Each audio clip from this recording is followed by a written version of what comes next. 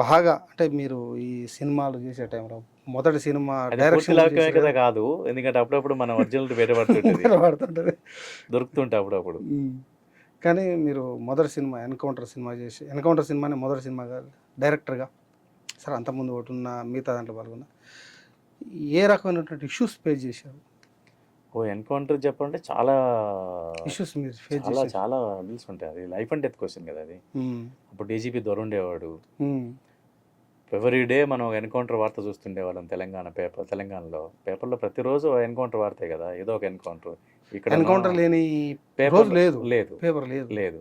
So అట్లాంటి టైంలో encounter title పెట్టి సినిమా చేయడం అనేది పెద్ద సాహసం. అది దాని గురించి చెబితే ఒక గంట పట్టుద్ది. ఇంటర్వ్యూలో దాని ప్రత్యేక ఇంటర్వ్యూ పెట్టుకుందాం.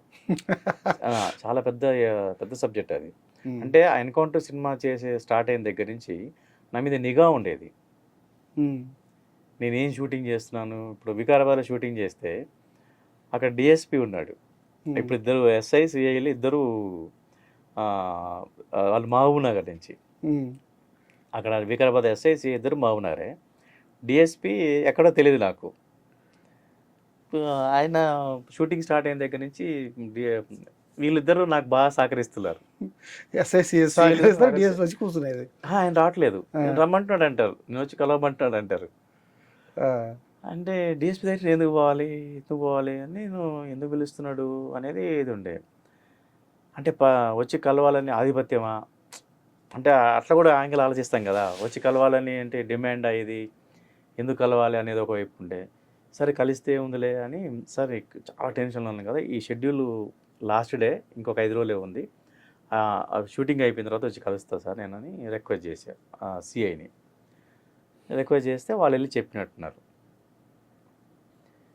చెప్పి ఇట్లా షూటింగ్ ఆడవాడు మేము చూస్తున్నాం సార్ అంటే, ఎవ్రీడే మాకు తెలియని విషయం ఏంటంటే ఎవ్రీడే నేను చేసే ప్రతి డైలాగు ప్రతి సీను రిపోర్టింగ్ పైకి వెళ్తుంది. సో పైగా వికారాబాద్లో గోధుమగూడ అని ఒక విలేజ్ ఉంటుంది, అక్కడ షూటింగ్ చేస్తున్నాం. ఒక పార్టీ బాధ్యుడు కృష్ణ గారు గన్ పట్టుకొని నడుస్తూ ఉంటే దగ్గరకు వచ్చి ఇట్లా కాదు గన్ను పట్టుకో, ఇట్లా పట్టుకో అని ఆయన చూపించి వెళ్ళిపోయాడు. వాళ్ళకి తెలుసు ఆయన ఎవరో, పోలీసులు మఫ్టీలో ఉన్నారు, ఆయన ఎవరో వాళ్ళకి తెలుసు. వచ్చిన కార్యదర్శి రంగారెడ్డి జిల్లా కార్యదర్శి కృష్ణ గారికి వాళ్ళు చెప్పారు, సార్ వచ్చిన ఆయన నక్సలైట్ సార్ అని చెప్పారు. ఆయన అసలు ఒక నక్సలైట్ వచ్చాడు. కృష్ణ గారు చాలా బోలా మనిషి, చాలా ఆనందపడతాడు, ఎగ్జైటింగ్ ఉంటుంది ఆయనకి, అంటే ఆనందపడతాడు. సో ఆయనకి ఏదైనా దాచుకోలేడు. ఆయన సినిమా ఫ్లాప్ అయినా సినిమా ఫ్లాప్ అంటాడు. సో అట్లాంటి మొహమాటం లేకుండా మాట్లాడే అది నాకు తెలియదు. నాకు రోజే చెప్పింది, అన్న నిన్న ఏదో జరిగిందట ఇది ఇట్టని నాకు రోజే చెప్పింది. అట్లా అనుకున్నా వదిలేసి, దాని ముందు నుంచి నన్ను డిఎస్పీ రమ్మంటున్నాడు. సరే ఇది అయిపోయిన తర్వాత వస్తా అని చెప్పి, ఎందుకంటే షూటింగ్ అని ఆపమంటాడని భయం నాకు. అంతే కదా, పర్మిషన్ లేవు అది అంటాడేమని భయం. వీళ్ళేమో కోఆపరేట్ చేస్తున్నారు. మరి ఇట్లా షూటింగ్ ఏమి ఆపానంటే ఆ షూటింగ్ ఏమి ఆపనర్లే అనే దాంతో సరే 3 రోజులు టైం అయింది. అది తర్వాత వెళ్ళా, లాస్ట్ డే వెళ్తే ఆయన పేరు చెప్పను, నన్ను చూసి షాక్ అయ్యాడు. నువ్వు ఆ డైరెక్టర్ అన్నాడు. నేను డైరెక్టర్ సార్ అన్నా. కూర్చో అన్నాడు. వాళ్ళిద్దరిని బయటికి ఉన్నాయి, నీ మీద నిఘా ఉంది అన్నాడు అని అప్పుడు చెప్పాడు నాకు సూర్యాపేట. సో నిఘా ఉంది, చూసుకో, జాగ్రత్త చేసుకో, అనవసరంగా ఎందుకు అని అప్పుడు చెప్తే నాకు అప్పుడు సీక్వెన్స్ అర్థమైంది. అంటే వీళ్ళు ముగ్గురు కలిసి కోఆపరేట్ చేస్తే అర్థమైంది నాకు. అంతే కదా, ఎందుకంటే డిఎస్ పర్మిషన్ లేకుండా వాళ్ళంతా కోఆపరేట్ చేయరు. ఇంకోటి ఏంటంటే ఎస్ఎల్ఆర్ గన్స్ కావాలి నాకు షూటింగ్కి.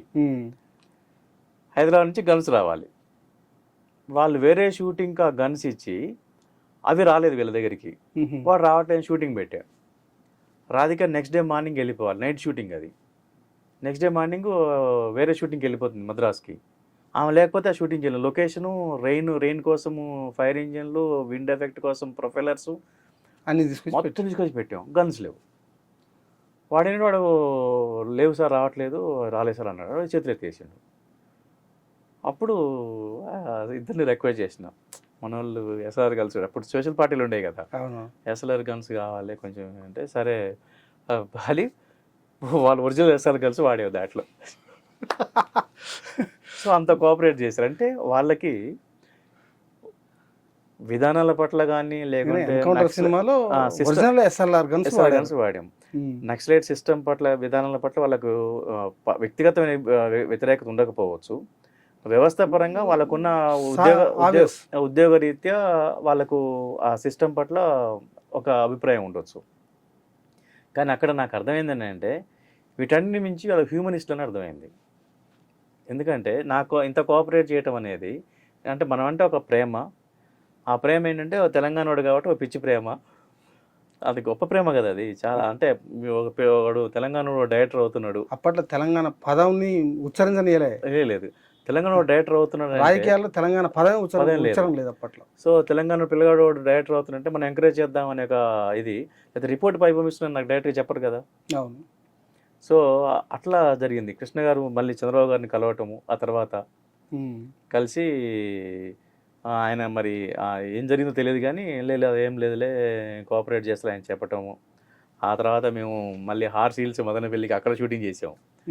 ఇక్కడి నుంచి వదిలేసి లేదు నేను ఈ కాదు నాకు చింతూరు మోతుగూడెము నాకు భద్రాచలం ఆ ఏరియాలో తీయాలని అంటే సరే వెళ్ళి తీసుకోమని నన్ను పంపించాడు. కృష్ణ గారు రాలేదు కానీ మీతో అందరూ తీసుకొని నేను షూటింగ్ చేసి అక్కడ. సో ఇవన్నీ అన్ని చోట్ల కూడా నాకు పోలీసులు సహకరించారు, గ్రౌండ్లో పార్టీ సహకరించింది. సో చాలా విచిత్రమైన నేపథ్యం, 2 రకాలుగా సహకరించారు.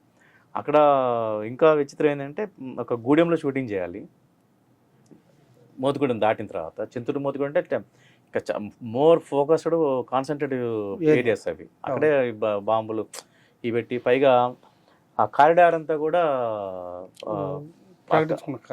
మొత్తం మార్చింగ్ జరుగుతూ ఉంటుంది. ఈవినింగ్ అయితే మార్చింగ్ జరుగుతూ ఉంటుంది, ఇటువైపు వీళ్ళు అటువైపు వాళ్ళు, ఎవరు మార్చింగ్ వాళ్ళు జరుగుతూ ఉంటుంది. వీళ్ళని వాళ్ళు టచ్ చేసేవాళ్ళు, వాళ్ళు వీళ్ళు టచ్ చేసేవాళ్ళు కాదు, అంటే ఇది ఉండేది.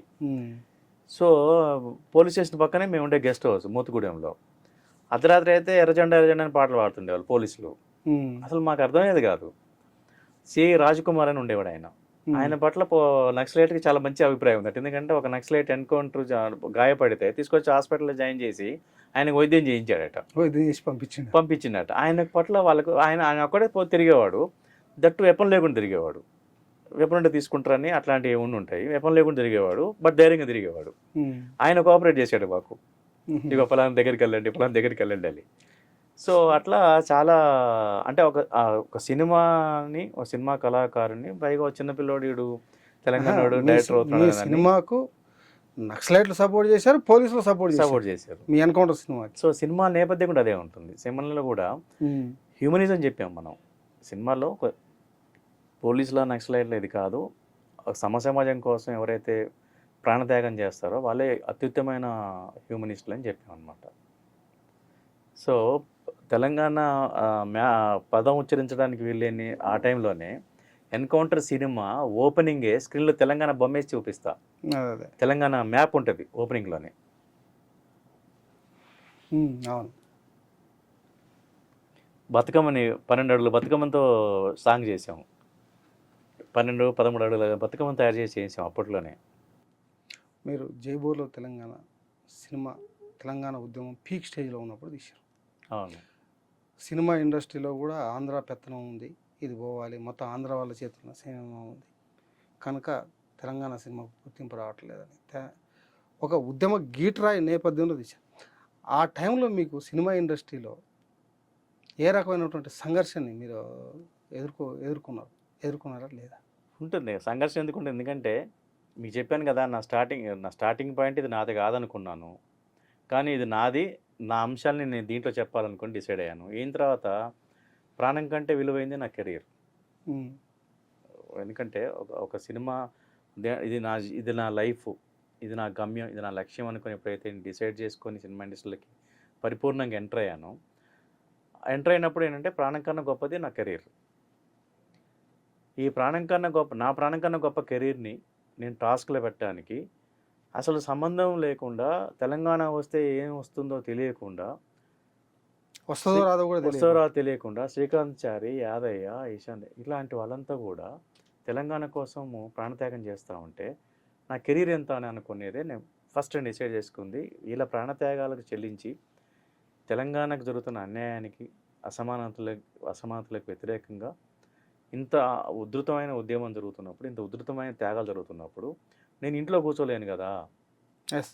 సో నా కెరీర్ కంటే నా ప్రాణం కంటే కెరీర్ గొప్పదనుకున్నప్పుడు కూడా ప్రాణాలే పోతున్నప్పుడు, ప్రాణత్యాగం చేస్తున్నప్పుడు నా కెరీర్ అంతా అనుకొని డిసైడ్ అయ్యాను. సో ఆ డిసైడ్ అయిన తర్వాత మిగతా ఏది నాకు కనపడలేదు, కనపడవు కూడా. వన్స్ నేను డిసైడ్ అయిన తర్వాత ఏమైతే నాకేంటి, ప్రాణాలు పోతా ఉంటే నాకు ఏమైతే ఏంటి, పోతే పోతాము, ఇంతకన్నా ఇంకేం చేయలేరు కదా అనే దాంతోనే డిసైడ్ అయ్యాను. సో నా బాధ్యతగా తీసుకున్నా, ఇది నా బాధ్యత. నేను కళాకారుడిగా నేను ఏ అంశాలు చెప్పడం కోసం నేను సినిమా ఇండస్ట్రీలో కంటిన్యూ అవుదాం అనుకున్నానో, అంశానికి సంబంధించిన అంశం చెప్పకపోతే నేను నా వృత్తికి ద్రోహం చేసిన వాడు అవుతాను, నా ప్రవృత్తికి కూడా ద్రోహం చేసిన వాడు అవుతాను. కాబట్టి నా వృత్తికి ప్రవృత్తికి న్యాయం చేయడం కోసమే జై బోల్ తెలంగాణ తీసా. ఆ తర్వాత ఏం జరుగుతుంది పరిణామాలను కూడా నేను ఆలోచించను కూడా. ఒకటి ఏంటంటే 1997లో మీరు కెరీర్ స్టార్ట్ చేసిన తర్వాత ఎవ్రీ ఇయర్ ఒక సినిమా తీసుకుంటూ వచ్చారు. అవును.